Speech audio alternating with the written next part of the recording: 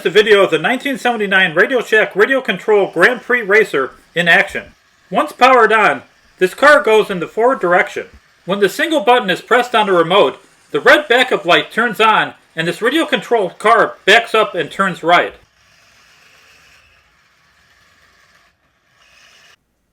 In 1979, Radio Shack released the Radio Control Grand Prix Racer catalog number 60-3008. In the vintage advertising, Radio Shack claims have race day fun with its exciting replica of a Porsche Grand Prix racer. Other attributes include an easy-to-use remote control and a quick disconnect antenna for easy storage. This remote control car, tagged as new for '79, was featured in the lower left-hand corner of page 138 of the 1979 Radio Shack catalog. The advertisement claims you're in command of forward-reverse turn action with the easy-to-use remote control. Testing. I installed the required 9-volt battery in the remote, and the 4 AA batteries and one 9-volt battery in the car's base. With the power switch on the car's base moved to the on position and the button on the remote pressed, nothing happened. The rear wheels should have started to immediately spin in reverse direction with the remote button pressed.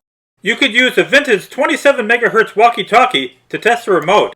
This remote, when the button is pressed, transmits a carrier wave which silences the background static on the walkie-talkie.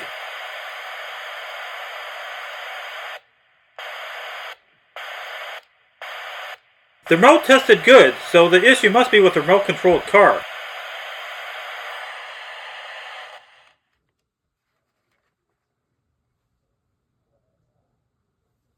Repair. In order to fix this remote-controlled car, you must first remove the batteries. The front wheels serve no purpose and are for show. This remote-controlled car actually balances on the center wheel that turns when it goes in reverse. 4 screws circled in red hold the top shell to the base and must be removed. Removing the top shell exposes this toy's electromechanical magic. Here are the components that make the remote-controlled car: radio receiver, power switch, motor and gearbox assembly, antenna mount, connections to the reverse light bulb.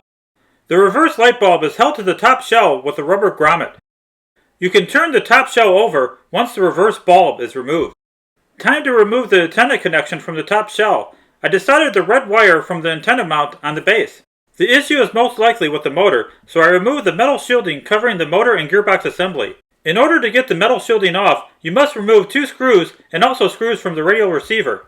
In addition, you must remove the screws from the power switch in order to liberate the metal shielding. The motor can be liberated from its mounts once the connections are desoldered. I discovered that one of the gears in the gearbox was broken and will need to be replaced. Amazon has a wide variety of nylon gear assortments. I will include a link in the description. Once the motor has been removed, it could be disassembled for servicing. In order to open the motor, you must bend back these 2 metal tabs on the case. The anatomy of a PM, or permanent magnet motor, is as follows. Metal case with permanent stator magnets, brushes, armature, and commutator. A common issue is that the motor's commutator becomes tarnished with age and lack of use. Once tarnished, the brushes don't make good electrical contact with the commutator and the motor will not spin. I cleaned up the commutator with 800 grit sandpaper until it had a nice shiny copper color. I then reassembled the motor by first sliding the armature halfway into the metal case, then installing the brushes. Finally sliding the armature the rest of the way into the case and then bending the metal tabs down in order to hold the front of the motor in place. Time for installation. The motor can be reinstalled into its mounts and the connections to the motor can be soldered in place. The metal shielding is then reinstalled and held in place with 2 screws. The power switch is then reinstalled with 2 screws. I replaced the electrolytic capacitors on the radio receiver before reattaching it to the base. The electrolytic capacitor's electrolyte dries up as they age, reducing their capacity. You should replace electrolytic capacitors with the same capacity and the same or higher working voltage. In addition, you must observe their polarity during installation. The radio receiver was then reattached to the base with 2 screws. The rear wheels were loose on the axle, so I applied superglue to both shafts. Then I reinstalled first the rear left and rear right wheel. Here is a picture of all the parts that were replaced in the radio-controlled car. Time to install the antenna connection to the top shell.